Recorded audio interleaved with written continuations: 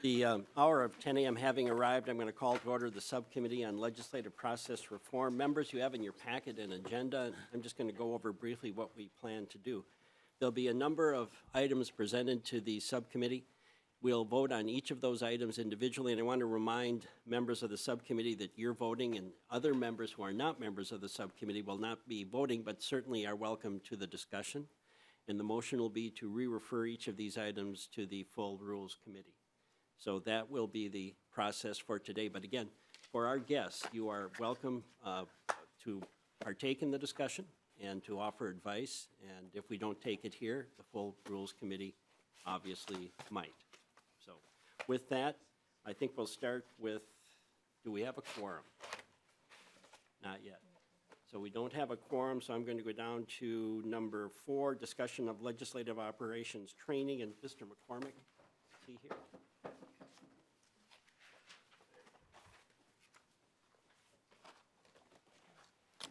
And Mr. McCormack, before you start, since Representative Pinto just walked in, I'm going to move the minutes of 10/24/19. Is there any discussion?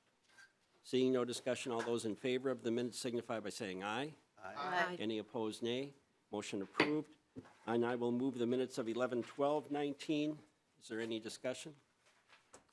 Seeing no discussion, all those in favor signify by saying aye. Aye. Any opposed, nay. Motion approved. So the minutes are approved.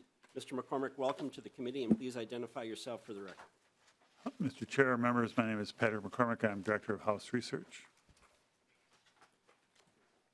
And would you go over the members in your packet? There is, and they should be stacked in order. Legislative operation trainings, would you go over that proposal?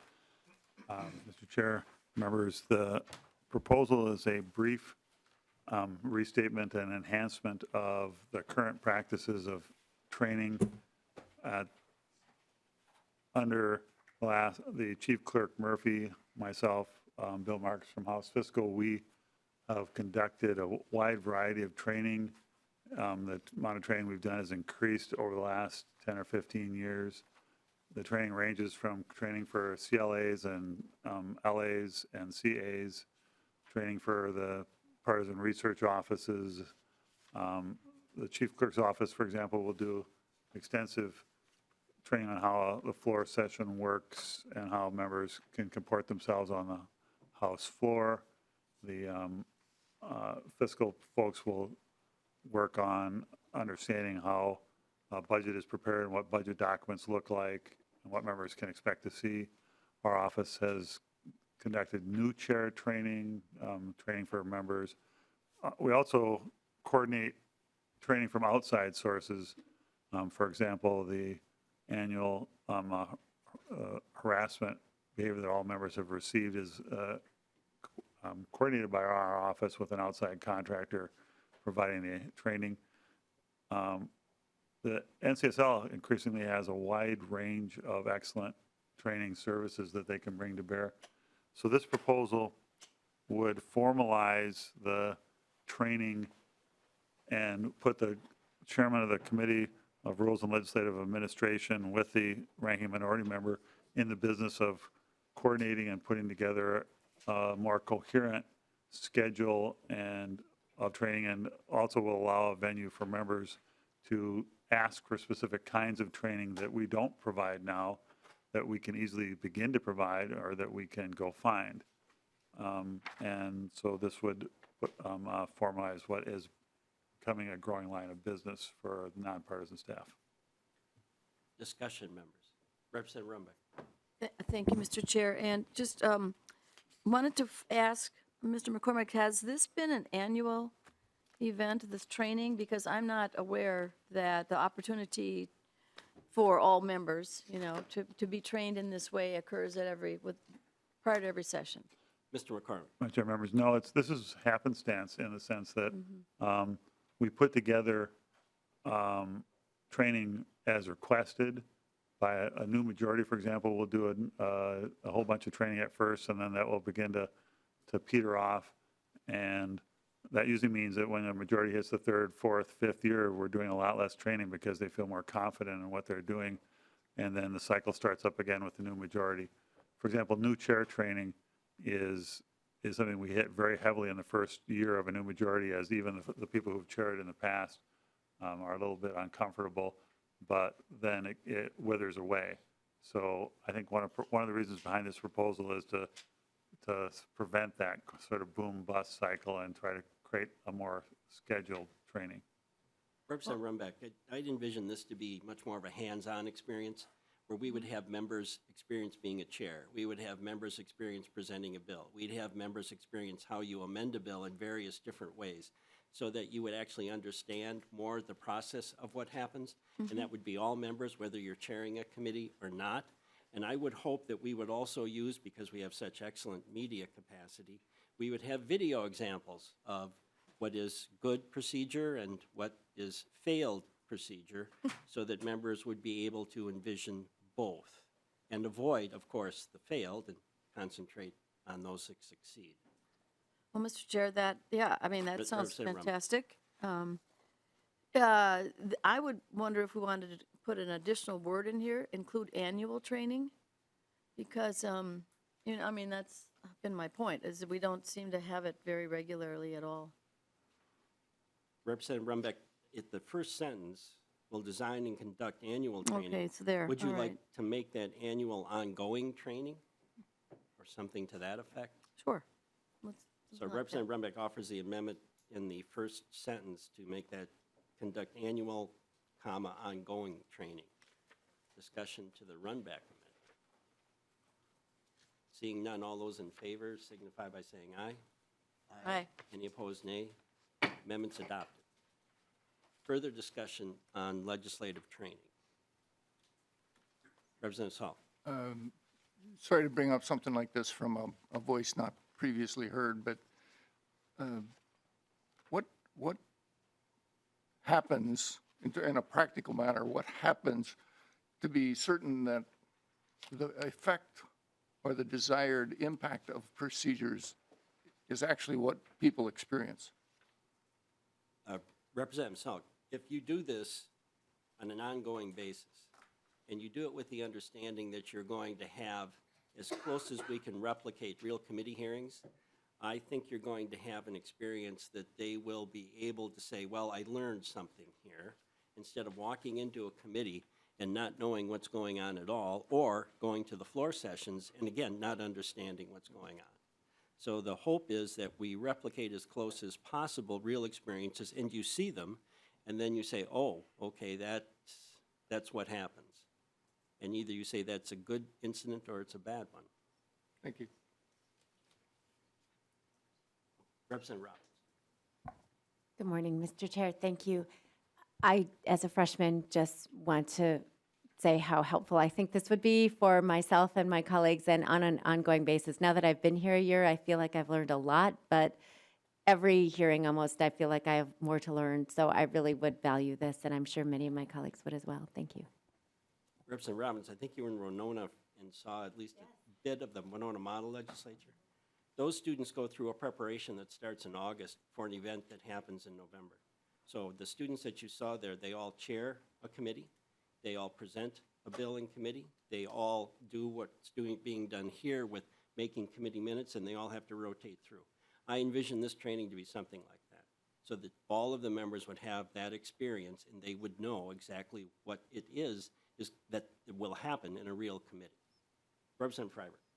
Thank you, Mr. Chair. I think there was a reference to LAs and CAs going through a training like this. I don't see actually any reference to staff. It just says this training is for members, chairs, and ranking minority members. Is there a comparable provision somewhere for staff? Mr. McCormack. Mr. Chair, remember, we generally do the staff aside from the formal requirement that we would adopt in the Rules Committee.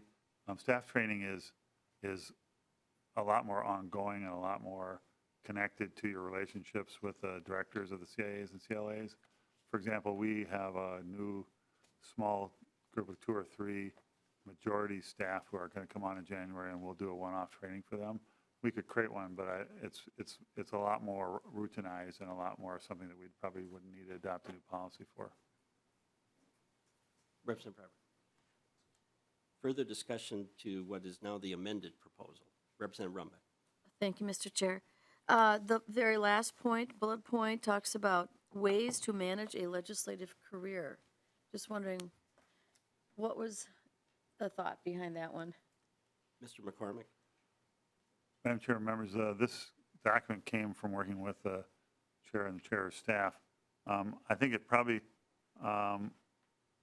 if you look at the bullet point, one of the things that affects your career as a member is the fact that this is a part-time legislature and that you therefore have lives, jobs, duties, responsibilities outside of the legislative environment that constrain, enhance, affect your legislative career.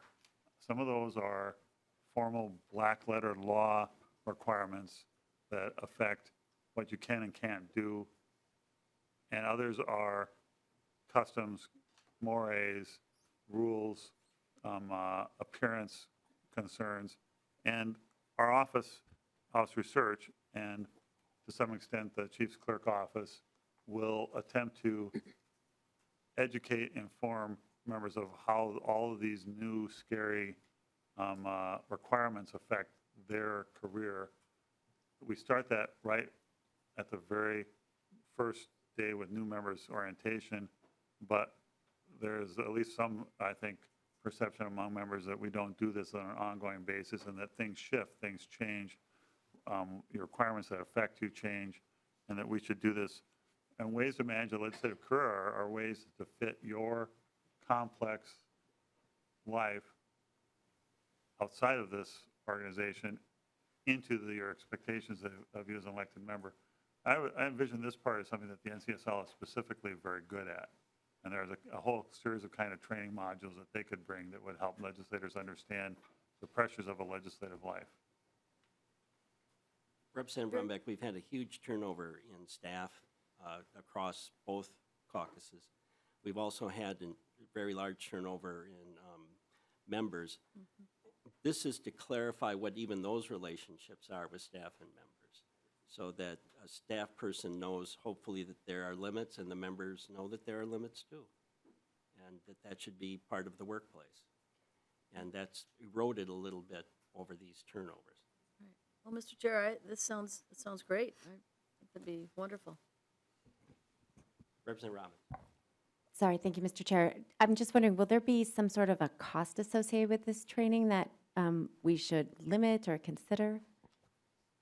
Mr. McCormack. Your nonpartisan staff is free and will train you for free. The NCSL often provides free training and services as part of our annual fee for being a part of the NCSL, so that's got a very low cost. On occasion, we will have to have a outside trainer that with specific unique knowledge like we did in the sexual harassment case. In those cases, leadership either frees up the money for that special training or we help think of ways to get that training for you without a cost. Representative Robbins, you do bring up a good point. And since we just had the first mini session in 22 years, we're very meticulous in recording how that was put together, so that if we have, and I hope we do have another mini session in the next interim, but that we can go back to that and then use that as a model for the future. So that would also help cut costs. Further discussion. Representative Murphy. Mr. Chairman, Mr. McCormack, I would like to suggest that we also have training for new systems like computer systems and phone systems and media systems that are put into place.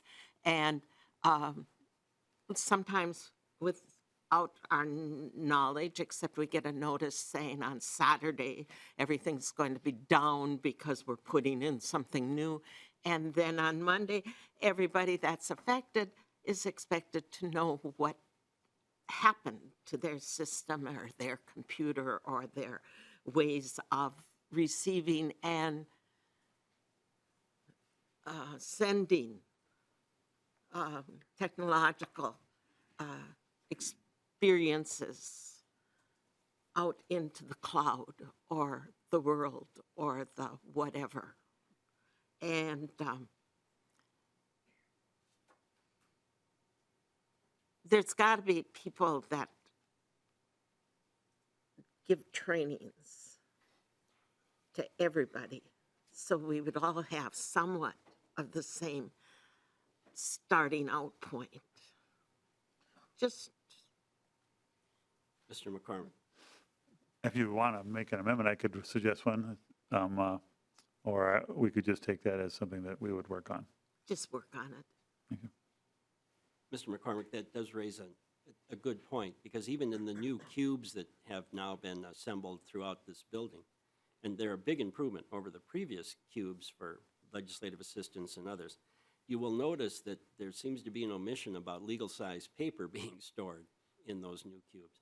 I can understand that we perhaps are moving away from paper, but if we are, then we should have that in the forefront of why we're adopting these new arrangements. It does get to be a little cumbersome. That's not your responsibility, that's ours, but it is an interesting dynamic. Representative Saul. Mr. Chair, I would also like to underline that it was not inconsequential when we moved from a 30-year-old email system that has certain assumptions in how it will function and what it would do into what would be probably considered a state-of-the-art, current, best thing that Microsoft could put together, which is clearly not what its competitors would have offered or done. So we are all assuming that when we come here, we come with experience and know how to run these things when somebody turns them on in front of us. I happen to have been trained in a number of different systems at the corporate level before I got here. I had never seen an email system like the one that we were using here and then continued to use for 3 years after I arrived. I don't think I ever really got the concept of how that system did things. And I think that that falls under this kind of a problem, is that there was no training other than maybe some colleague of mine sitting next to me or down the hall who could say, yeah, well, you know, in order to do that or to make that multi-person recipient thing happen in the email, this is how you make this system do it. We do struggle here sometimes with just purely the simple thing that in the rest of the world, the live world out there would say, when we bring a new system that everybody's going to have to use, you will all know how this is going to run. And right now, you're all sitting there with Microsoft and all of its toys in splendor. And none of us have been told what it will do except for random, like this could work or that could work. So I just offer that we do have present that kind of challenge in front of us where people have no clue what the powers are. So then we rely on maybe our staff. Well, hopefully the staff might have known how Microsoft 365 actually runs, because it's not exactly like the old Office that we grew up on. So, sorry, I just wanted to add that as underlying that this is not just a passing in small thing about training. I don't think we do it at all well. That's just an editorial comment of my own opinion. No, Representative Saul, you make an excellent point. The fact that the emails that you see under this new email system and the emails that you don't see, that's an experience too. So the way that your email is now cleansed is interesting, because I've had to go back and find some emails that somebody thought I had received, and they weren't in my first email bucket, they were in the other bucket somewhere. There are 2 buckets? There's a lot of buckets. There's a lot of them. So that's an excellent point too. And I would hope under this we would also have a training on how to use technology when we're in committee, when we should be listening to testimony and not on our devices, whatever the device is. We have gotten numerous complaints from individuals who travel a great distance, and then they come before us and we seem to be distracted. So our focus should be on the individuals that are testifying. I would hope part of the training would be that too. Representative Saul. I would only add that your aside to qualify what you were saying is probably not, it's a bit disingenuous from what we did. We passed a state law that when you are holding a cell phone, you are, by definition of law in Minnesota, you are distracted. And yet we sit here, pass and do laws and that sort of thing, and we will stand, oh yeah, but I was paying attention to what was being said, as well as I was reading somebody else's email to me or communication. I can't agree with you more that that's almost de facto distraction from your job. Well, I hope other people are listening too, because the complaint that I get more often than not is when we do have individuals who come up and it's 2 hours from Winona, and they testify, and yet most of the committee is buried in some device. So we have to retrain how we operate in committee too, and I hope that will be part of this training. Focus on what's there and not what's here. By the way, my phone's turned over, so I can't even see it. So, all right. Any further discussion to this proposal? Seeing none, then all those in favor of referring this to the Full Rules Committee signify by saying aye. Aye. Any opposed? Motion prevails.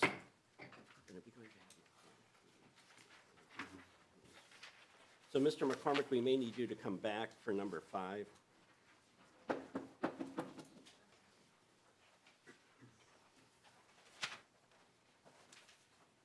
Mr. McCormack, do you want to go bullet by bullet down number 5, and then we'll take each one individually for discussion and votes? Mr. Chair, which one is number 5? It's considering of prospective changes to House rules and joint rules, and there are 6 different proposals under that. Mr. Chair, I don't have the order, so if We'll you get it to you. let me know which one you'd like me to do. Okay.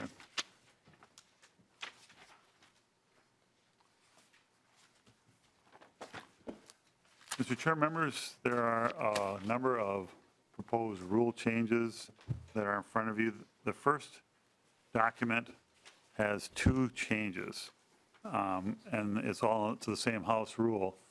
And the changes are separate concepts.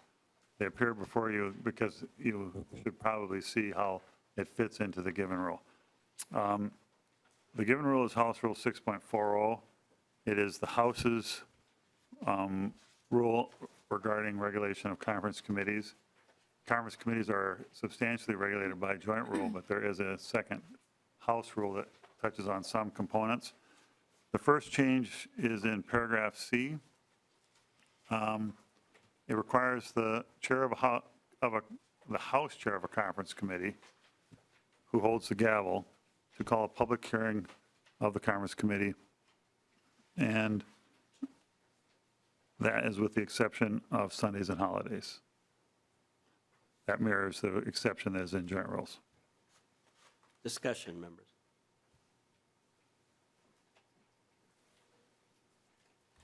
Representative Rumback. Thank you, Mr. Chair. So there has been, I think, some back and forth on whether the gavel holding means you do this is for each day that changes, or each meeting, it may rotate. So the rotation thing, something that seems like it should be addressed, certainly, or the practical aspects of that. And of course, we are only half of the picture, so it comes, down to the Senate. And if they're not going to be looking at this sort of as a joint change, maybe this is, just not going to work. Representative Rumback, I think you see that there'll be some proposals in the joint rules, and you're right. We can only operate within our body, but we are hopeful that the Senate would take the wisdom of the House and what's good for the public and would go along with us on this. I think they are half of the problem. Right. But Representative Rumback, it has to start somewhere. Well, yes, and Mr. Chair, the mere calling of a meeting, though, I guess, is, involves a lot of things. And I'm hopeful that maybe the staff that is impacted by, what's going to happen as a result of it, there needs to be some input, perhaps. A lot of issues that really affect them. Can you get a room, Right. The practical that. aspect of it is one issue. But the other aspect is a conference committee is empty until you put something in it. So the hope would be that these conference committees would be held and there would be proposals. And the proposals will be or won't be voted in, but at least there's an understanding that there'd be an exchange of proposals, whether you vote on them or not, and that the public would see what those proposals are.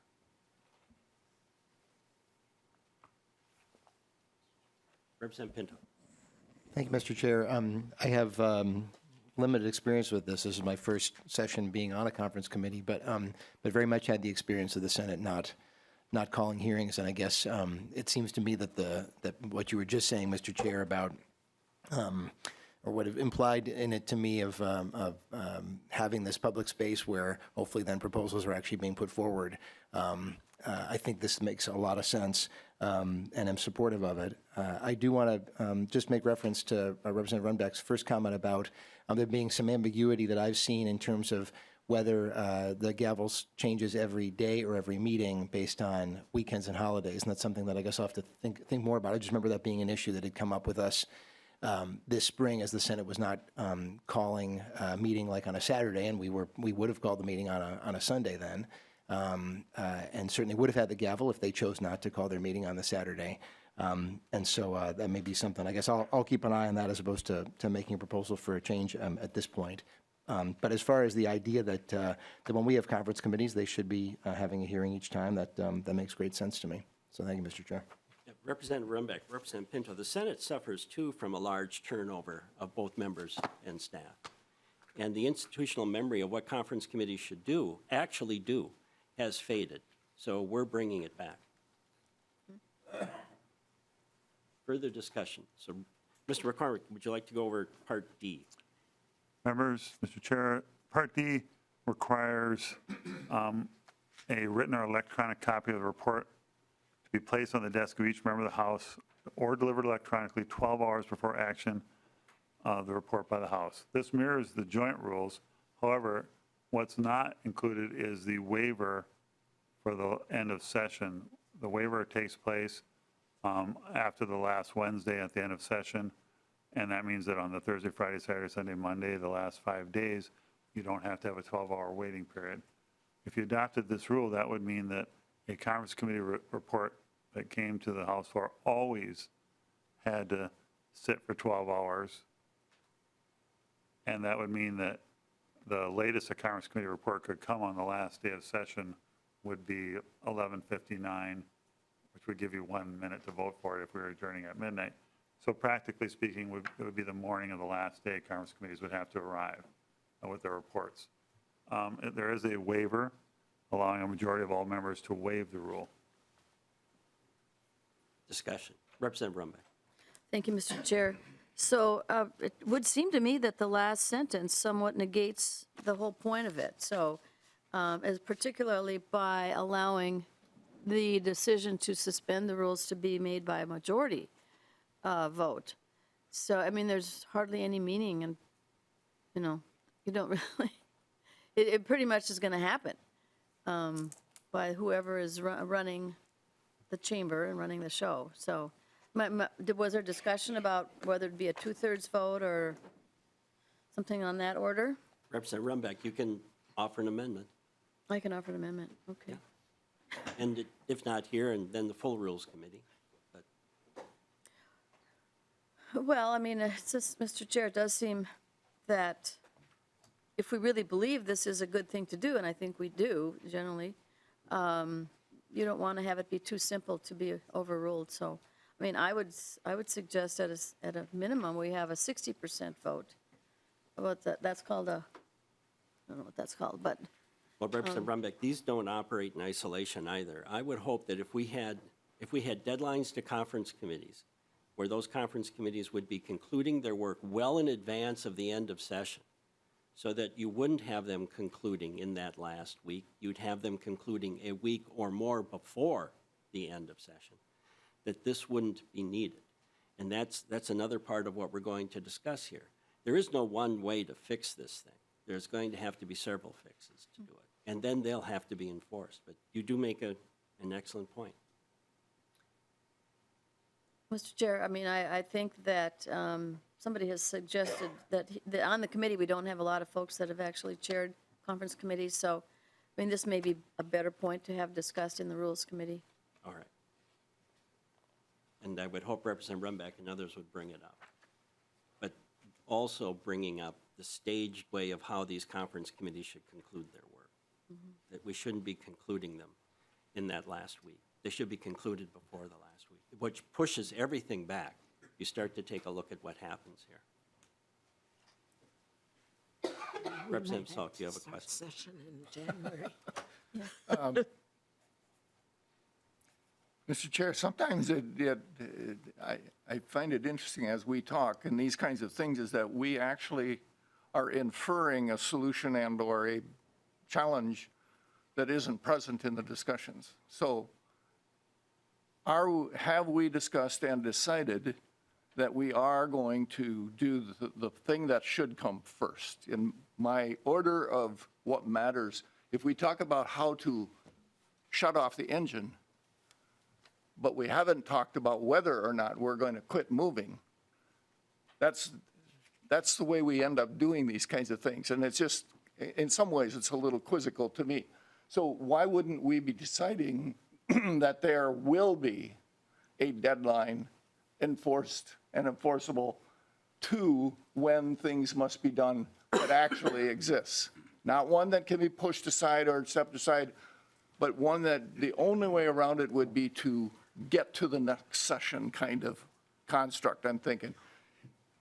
Really have deadlines that would function both for conference committees and that's it. Now, I know I may be speaking in sacrilege because there are a number of reasons that could be true. But I really don't see why we intend to have rules that would be trying to put a way to put a bow on the effort when we purposefully have left all kinds of doorways to subvert any of those kinds of efforts. So sorry about I know that was more of a comment than a question. No, that's fine. And I would hope that your comment is well taken and that in the process of this, we do exactly what you're saying. This doesn't work unless you do a number of other things to proceed it. And that's the point of all of these hearings and what the changes both in the joint rules and the House rules would be.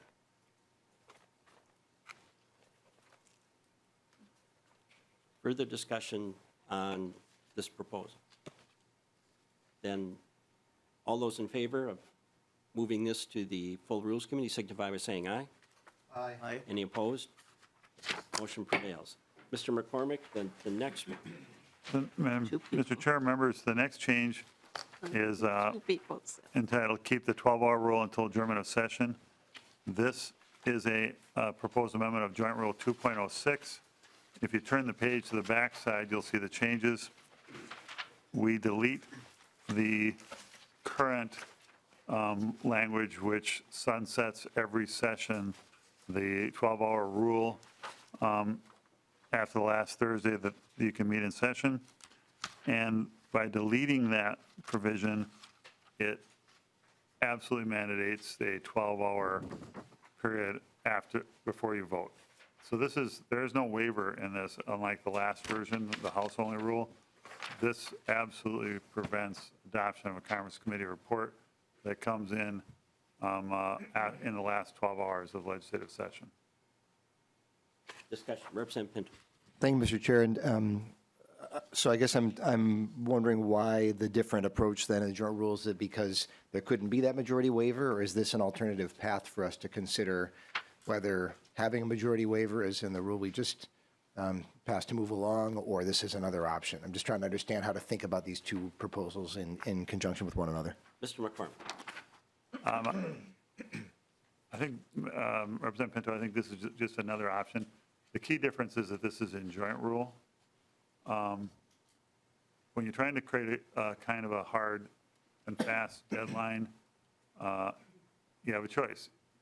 You let the body waive that deadline, and therefore the majority can rule, or you make this something that you want followed uniformly. The draft that I was asked to put together makes this a hard and fast rule.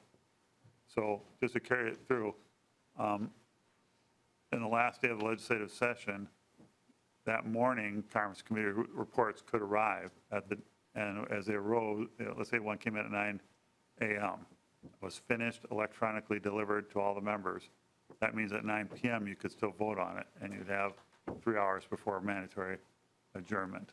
But if one came in at 2 p.m. and was posted, you could still waive this rule with a 2/3 majority. And that mandatory waiver is not stated in the rule, but that is under the regular order, you can waive rules with a 2/3 majority. You can also declare an urgency under the Constitution and move the bill forward. So the body isn't absolutely paralyzed by this. There are options. A 2/3 waiver is possible if a Conference Committee report that was a technical provision that changed one sentence that was universally popular, for some reason got hung up with the revisor and came out at 11:52 p.m., people could waive the rules and pass it still. So it's not, in general, as a rule writer, you recommend that you don't want to create a suicide pact that creates an absolute final no way out. The absolute final no way out is adjournment. Representative Pinto. Thank you, Mr. Chair. I guess I have a couple follow-up questions. So, Mr. McCormack, that waiver, whether the 2/3 or the emergency, that would have to be acted upon separately by each body, I suppose, in that case. Is that correct? Mr. McCormack. Representative Pinto, yes. And then, Mr. Chair, Representative Pinto. Mr. McCormack, and can you just, and maybe I missed it or misunderstood, but the 2/3 is separate from suspending the rules, or that is the same? I'm sorry that I just am a little confused. Mr. McCormack. Mr. Chair, members, both House and Senate rules have a provision allowing the suspension of rules by a 2/3 majority. That's operable in a situation where the bill's already had its legally required first and second reading on separate days. And so the only question is, do we suspend this rule of the 12-hour notice? A 2/3 majority could suspend that rule. You would declare an urgency under the Constitution if the bill hadn't met some constitutional provision like having readings on first, second, and third days. So that would probably be more used in a situation where we actually introduced a bill at 9 p.m. on the last day of session.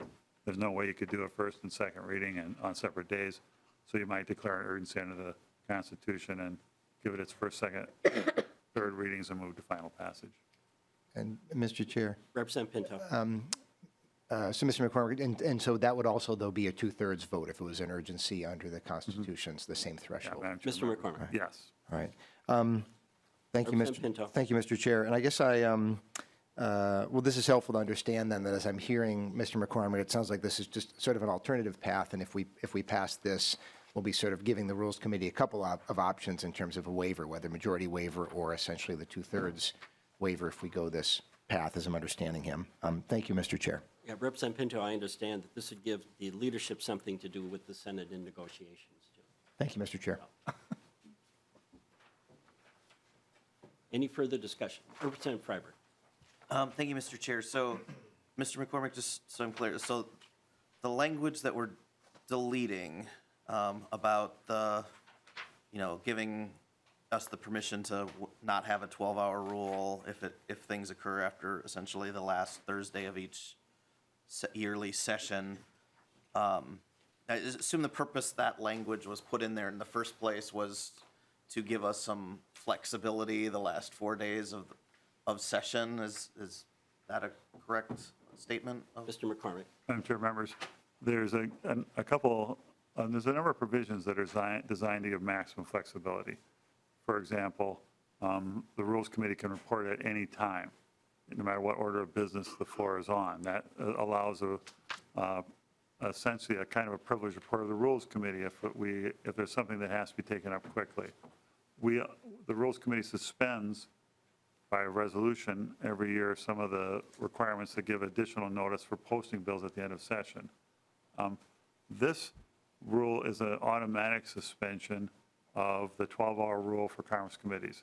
It's designed to say that it's actually after the last Thursday. So after the last Thursday, which we can meet in odd-numbered years. So, for example, in 2019, after that last Thursday, a Conference committee report can arrive and be taken up and passed without having to sit for 12 hours.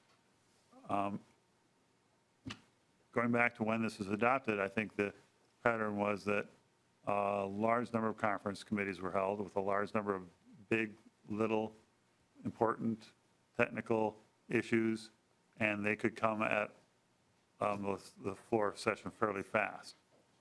And by doing that, you would routinely get into a situation where the House or the Senate might adopt 3, 4, 5, 6, 7 conference committees on the last day, and those would be produced, and you would see them posted electronically by the reviser and arrive by email, and then there'd be a scurry to have paper copies come.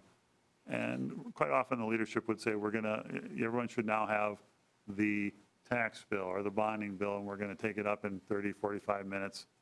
And we would churn through those bills. If a legislature adopted this would then be a sea change in how we constructed the end days of legislative session. And as a person who might work on a conference committee, I would then be urging the chairs to get done at a reasonable time, and we would have a hard and fast deadline for the reviser. Those bills would have to be prepared and postable and deliverable before that noon deadline, and in practice before about 10 a.m. on that last day. And the race still could be lost because you can still put the body in a position where they need a 2/3 vote to take up that bill, that one bill.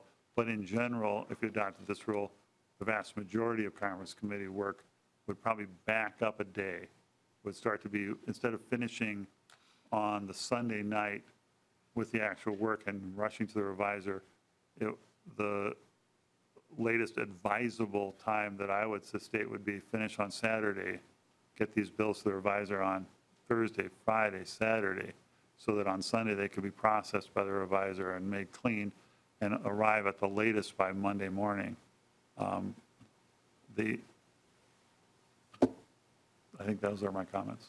Representative Freiberg. Thanks. Thank you, Mr. Chair. Mr. McCormack, you'd said kind of I think your words were the absolute no way out here is adjournment. But, the way it worked this past session was 3 days after adjournment, we had a special session where we then passed bills. So, the way if this were I guess either because the language we're deleting doesn't reference a special session, I guess there wouldn't be any real change to the rules related to special sessions. I assume what happened in the special session was we suspended the rules, and then so the 12-hour rule didn't apply in that case. Is that, how does this work functionally in a case of a special session? Mr. McCormack. The calling of a special session is the governor's unique power, and therefore we really can't do anything about that.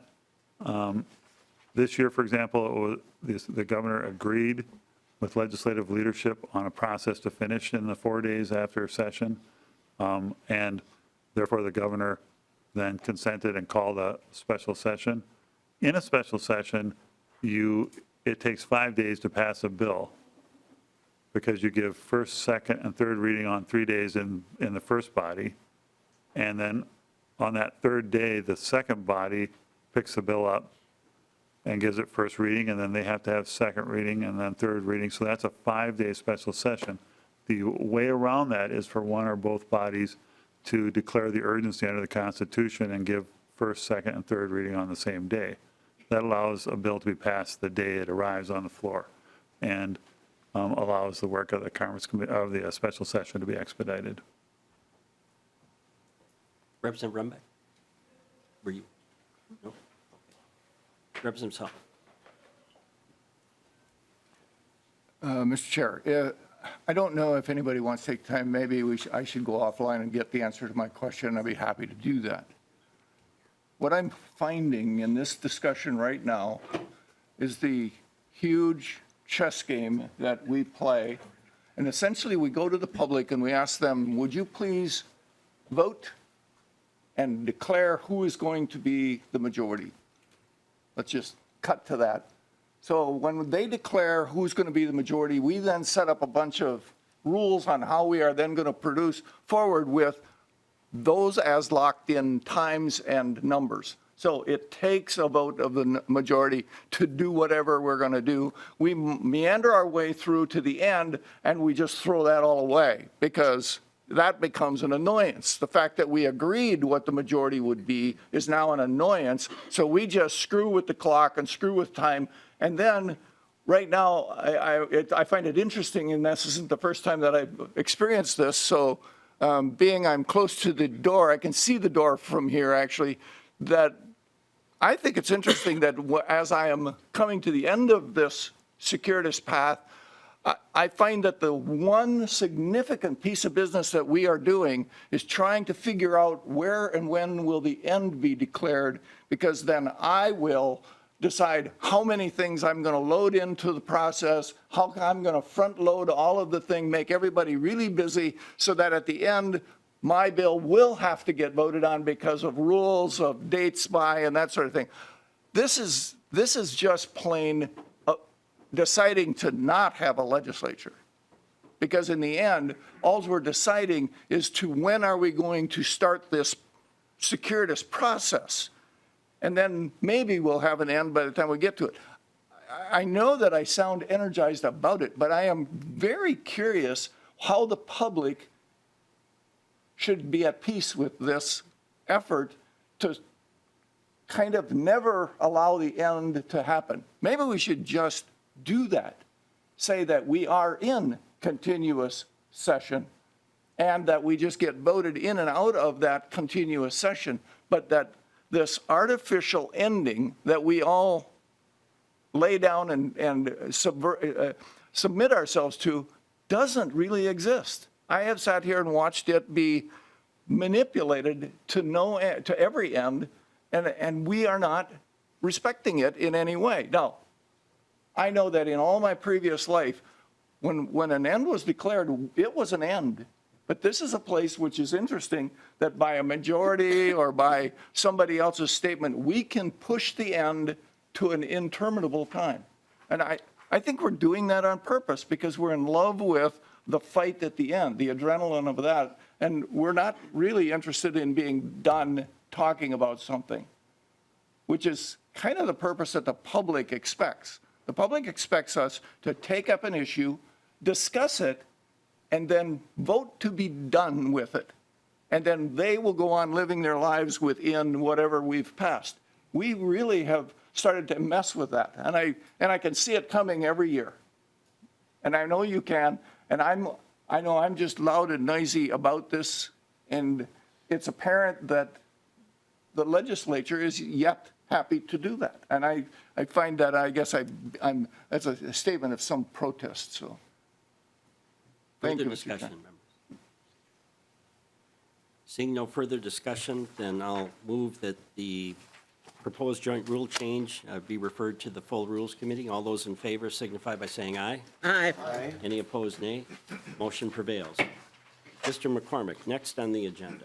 Chair, members, the next is also a change to Joint Rule 2.06 on conference committees.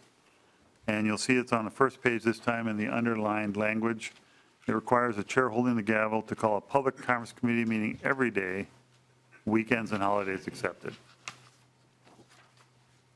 Discussion, members.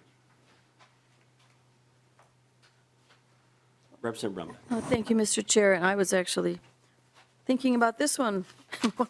We were on this other one, but anyway, so the everyday thing seems to be pretty restrictive. I mean, it's harsh, and it seems like you could end up having a chair call the meeting, set the date, have everything prepared, have a meeting called, and then come and have it be recessed.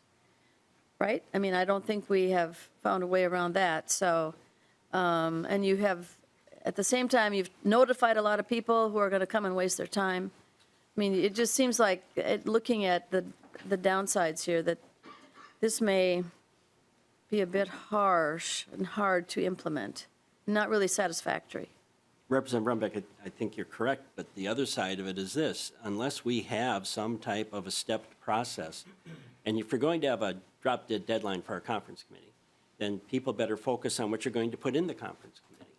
And that takes work. And that means there should be proposals made on a regular basis of what the conference committee is going to contain by the time you end that conference committee. So you have both sides of it. We've perfected the one way of not doing it, but I think we have to now take a look at, yes, it's our responsibility to make a conference committee report. Conference committee is blank when we start.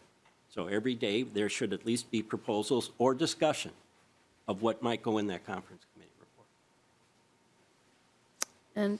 And Representative just, Mr. Chair, so in this case, you know, if there's a particular emergency affecting a particular committee or chair, whatever, I mean, do we think there should be exceptions here? Or some, Representative Rumbeck, I'm sure there are always exceptions. all right. Representative Thank you, Mr. Chair. I guess, Mr. Chair, I'm maybe not too concerned about, to respond to Representative Runbeck's point about staff and members of the public, that when there's a conference committee that is meeting, of course, really at any time, the chair may end up calling a meeting. And I guess I'm less concerned that at that point, we've got bills that have been passed by both bodies that are being reconciled. And so I guess it seems to me, I guess I'm less concerned about there being an imposition on staff or members of the public by having a public hearing, because of course that is supposed to be the business of the conference committee. So I guess just as you're raising that concern, I guess for me that seems like less of one as compared to the benefit of trying to push forward the process of reconciling the two bills that have been passed. Thanks, Mr. Chair. Further discussion, members?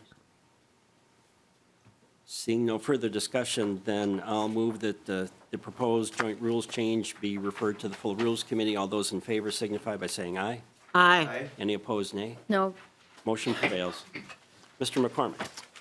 Mr. Chair, members, the next proposed change is change to House Rule 4.03, and the change is right there at the beginning in paragraph B. And I think maybe Chief Fiscal Analyst Mr. Marks should probably come up to respond to some of these questions. But the change limits the number of days that are available to create the targets, the budget resolution, to 14 days, and it's currently 25. Mr. Marks, welcome to the committee, and please identify yourself for the record. Mr. Chair, members, Bill Marks, Chief Fiscal Analyst.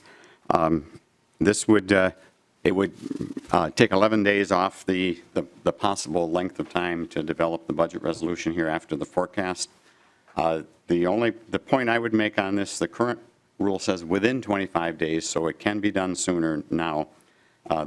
The one other note here is that there is sometimes an interest in what the governor's supplemental budget recommendations are after the February forecast, and those supplemental budget recommendations have been this past year. It was March 22nd, and in recent years it's not been any earlier than March 17th. So I think that's the one consideration here, is to what extent there's interest in knowing what the governor's supplemental budget recommendations are before the House adopts a budget resolution.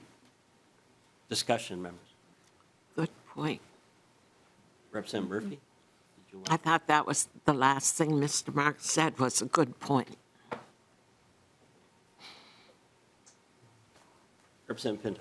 Thank you, Mr. Chair. Mr. Marks, could you just talk further about kind of what the implications would be to having that period shortened? I mean, I'm just kind of, with your experience having done this over quite a long time, what practical implications will we see? I mean, do you have concerns about there being sufficient time for the targets to be generated, et cetera? Like, what can you share with us, drawing on your experience?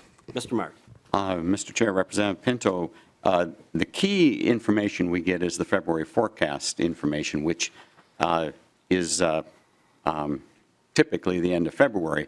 Since the language keys off that forecast, it's that amount of time. This would give 2 weeks. That's, from a technical perspective, that's an adequate amount of time to develop a budget resolution. The other side of it is for the majority party to make their decisions on what the targets should be. Is that an adequate amount of time or not? And that depends on the process that's used and how those decisions are made. So I think it can be done. As I said before, I think the biggest consideration is, does the majority party want to know what the governor's budget recommendations are as they adopt or as they develop those budget recommendations, and then do all the members of the Ways and Means Committee want to know what the governor's supplemental budget recommendations are before they act on a budget resolution? Representative Pinto. Thank you, Mr. Chair. And can Mr. Marks remind us of when the governor's supplemental budget recommendations are due? I think there is a due date for them. Mr. Marks. Mr. Chair, Representative Pinto, there is no requirement that the governor even submit supplemental budget recommendations. Most governors have been doing that in recent years, but there is no requirement for a governor to do that. Representative Pinto. Thank you, Mr. Chair. And I certainly support keeping the process moving. I guess I wonder a little bit about the assumption behind this proposal that seems to be that if we shorten the number of days at the beginning of the process, we will relieve pressure at the end of the process. And I wonder, and if that is the assumption, I wonder a little bit about that assumption because I don't know that we're running out of time. It seems like we're running out of time because everything's just getting, because we're not deciding till the very, very end, or the decisions are not being made till the very end, use the passive voice. So I'm not opposed, but I'm just wondering if Mr. Marks can comment about some of the advantages of having a shorter time, or Mr. Chair, if you have thoughts on that. Mr. Marks, you wish to continue? Mr. Chair, Representative Pinto, members, the advantage would be the decision is out there sooner. Now, one other consideration here is the budget resolution can always be amended, so it could be changed after that point in time as well. But I think you're also correct. I don't think the current resolution or the current 25 days removes or limits the amount of time available at the end. There is enough time later, but there are so many other variables in the process that I don't know how. Yes, this would mean the decision has to be made at least 11 days sooner. The other point, and I didn't bring all my statistics, I know that this past year in 2019, the resolution was adopted on Monday, March 25th. The governor's supplemental budget recommendations were officially released on Friday, March 22nd. So it was a pretty tight time frame there. In 2017, I believe the budget resolution was adopted on March 22nd, and I don't remember what day that was. And I believe the governor's supplemental budget recommendations were around March 17th or 18th that year. All right, thank you, Mr. Chair. Representative Pinto, I think part of the understanding of this was to focus the work of the legislature in January and February more on budgets and understanding the budgets, so that when any type of a decision was made, we would not be focusing on members' bills. We would have an understanding of the accounts that are before our various committees. When we then take action, whether it's a bill or a proposal, we'd have a better understanding of it. So that was part of the earlier discussion. Thank you, Mr. Chair. Further discussion, members? Seeing none, then I'll move that the proposed House rule change with the calendar days be referred to the full Rules Committee. All those in favor signify by saying aye. Aye. Any opposed, nay. Motion prevails. Mr. McCormack. Members, the next change is a change to House, by creating a new House Rule 4.015, policy removed from major finance and revenue bills.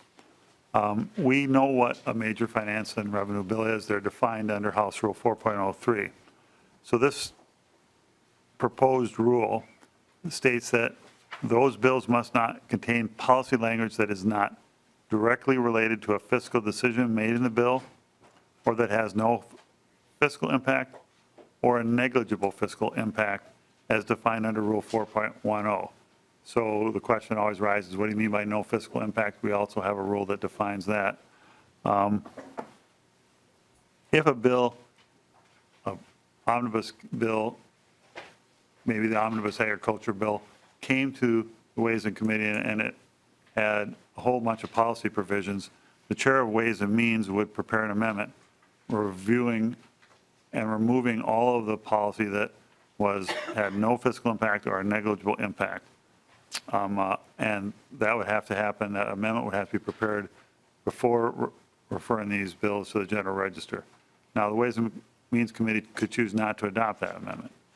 You can't bind what members may or may not do, but this rule would at least require that the Chair of Ways and Means prepare that amendment, probably for each of the omnibus bills. Discussion, members. Representative Pinto. Thank you, Mr. Chair. Can Mr. McCormack just direct us to the rule he's referencing that defines fiscal impact? I think I might have it 4.10 maybe, but I'm not positive. Mr. McCormack? Mr. Chair, members, that is 4.10, and it is a, if you take a look at Rule 4.10, which I think is in your packet, a bill that negligibly affects any present or future financial obligation, budget policy, or revenue of the state is not subject to mandatory referral. That's the first important fact. And then secondly, paragraph D puts the authority of the chairs of the Committee of Taxes and Ways and Means to advise the Speaker on how to interpret this rule and may determine whether or not any given piece of legislation must be referred to the committees. In practice, you'll sometimes hear, most recently, Chair Carlson talk about his threshold, where a bill that has under $3,000 a year of fiscal impact is deemed to have negligible or no fiscal impact, and therefore doesn't have to be referred through the Financial Committee process. And that threshold is something that is created by the Chair of Ways and Means. The tax chair can create a similar threshold for fees, and whether a fee has to go to the tax committee is something that the chair of the tax committee advises the body on. Representative Pinto? Thank you, Mr. Chair. I guess I'm a little bit troubled by the reference to the rule, or just feel like if this were to move forward, we need to flesh it out more, because the phrase negligible impact in the proposed rule, and then there's a definition, and the definition of negligible impact would be negligibly affects any present or future financial obligation, budget policy, or revenue of the state, which seems like it's sort of using the term within it. So I don't know that it necessarily fleshes that out in a real helpful way. And so just if we might want, if this moves forward, to be to spell it in a more concrete way, unless I'm missing something. Maybe Mr. McCormack can comment on my understanding of the rule. Mr. McCormack? Mr. Chair, members, it probably could be refined a little bit at the Rules Committee stop. I think the purpose of citing Rule 4.10 here ties this decision to a decision made by the Chair of Ways and Means. And under current rules, the Chair of Ways and Means already is deciding whether a bill has no fiscal impact or negligible fiscal impact. And under this rule, the Chair of Ways and Means would further prepare an amendment that would apply. So by citing Rule 4.10, we're kind of dovetailing to the same person. But we can certainly take a look at whether the language is circular or confusing, and maybe work on this at the next stop. Representative Pinto? Just a quick follow-up, Mr. Chair. So it seems like the way the rule then is constructed, both the proposed rule, both in the language in the proposed rule and the reference to 4.10, it really gives the Chair of Ways and Means then a pretty tremendous amount of power, of which there's a fair amount right now, but it sounds like even more in terms of deciding exactly which provisions would fall under this and which ones would get carved out of those bills. Can you, Mr. McCormack, can comment on that? Mr. McCormack? As an important note about House Research and House Fiscal and the revisor, we'll put anything in a bill that the author of the bill wants. We'll put a palpably unconstitutional provision in a bill. We won't want to put something that violates one of the canons of statutory construction, but sometimes we even do that at the request of an author, because the author is the constitutional officer who's telling us what to do with the bill. So this rule puts another constitutional officer, another person who has an election certificate, in the decision loop. And it's somewhat arbitrary in that you could pick any point in the process. At one point, under Speaker Thiessen, a version of this rule was floated on the House floor, which would require these bills to be re-referred without a vote to the Rules Committee by order of the presiding officer. The chief clerk opposed that because the chief clerk strenuously believes that all matters must be voted on by the body. But if that rule had been adopted, then the presiding officer would have taken a look at the omnibus bill and said, boy, it looks like a lot of policy to me, and sent it to the Rules Committee. Under this version of the rule, or under the Thiessen version of the rule, an actual vote of the members is necessary to remove the language in the bill. So in this rule, the Chair of Ways and Means prepares an amendment, which in the view of the Chairs and Ways and Means, perhaps consulting with the author, perhaps consulting with the minority, but in the view of that chair, constitutes extraneous policy language. That amendment then is placed before the members of the Ways and Means Committee. They decide. Okay. Thank you, Mr. Chair. Thank you, Mr. McCormack. Representative Robbins? Thank you, Mr. Chair. I think this is very important. I actually have several questions about it, and unfortunately, I have a constituent waiting in my office, so I'm just going to lay out my concerns and then have to run. But I agree with Representative Pinto about vesting more of this power in the chair of the Ways and Means. I think the intent is to stop loading up the omnibus bills with policy, which I think we all share a concern about, those of us who have been participating in this process. And if, as Mr. McCormack indicated, the chair has to propose this amendment, but then it goes to the Ways and Means Committee, it may or may not be voted on. Somehow I would like to get to the point where the full House has to vote. I don't know if that's possible, but it seems to me like it's very circular the way we're currently constructing it, even though we're trying to get at it. And I think it's incumbent upon all of us, not just those on Ways and Means, to be held accountable for loading these things up with policy. And I'm sorry, I have to run. Thank you. Representative Rumbeck? Thank you, Mr. Chair. Well, a couple of things. I do have concerns, too. I mean, you have an amendment that's basically said much of this bill, should not be part of the bill. And what does that do to someone on the floor trying to re-amend some things or to make amendments then to that omnibus bill? Does that preclude those things, that any attempt on the floor for changing? And then secondly, the term directly related, I mean, you end up having one person, maybe two, who are the persons that will decide what's directly related, which is that's pretty much of a judgment call, it seems to me. I mean, there may be some clear cases, but, so, I don't know how we can be clearer about certain policies maybe are just more than the omnibus should contain, but I'm not sure that these do the job very well, and certainly it's all in the hands of a couple people at this point. Representative Runbeck, members of the committee, it may be interpreted, too, to refocus the Ways and Means Committee as a fiscal committee and not the Ways and Everything Committee, so that when a bill comes before the committee, it is the role of the committee to articulate whether or not the fiscal part of the bill meets those budget requirements, and that would be the primary focus of the Ways and Means Committee. That would be one way I'd look at it. Well, Mr. Chair, and I see some value in that. I certainly think, yeah, for a committee of that size to look at 900-page bills and sort the fiscal pieces out of Let's it. not forget the 1,200 or 1,300-page bills. Those two, right, Mr. Chair? Further discussion? Seeing no further discussion, I'll move that this proposal be referred to the full Rules Committee. All those in favor signify by saying aye. Aye. Any opposed, nay. No. Motion prevails.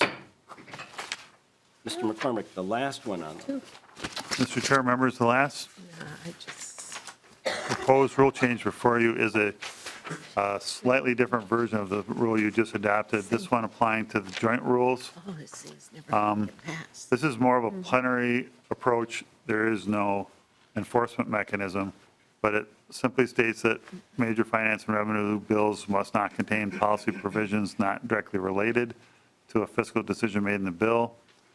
And it also prohibits conference committees from including such provisions. discussion.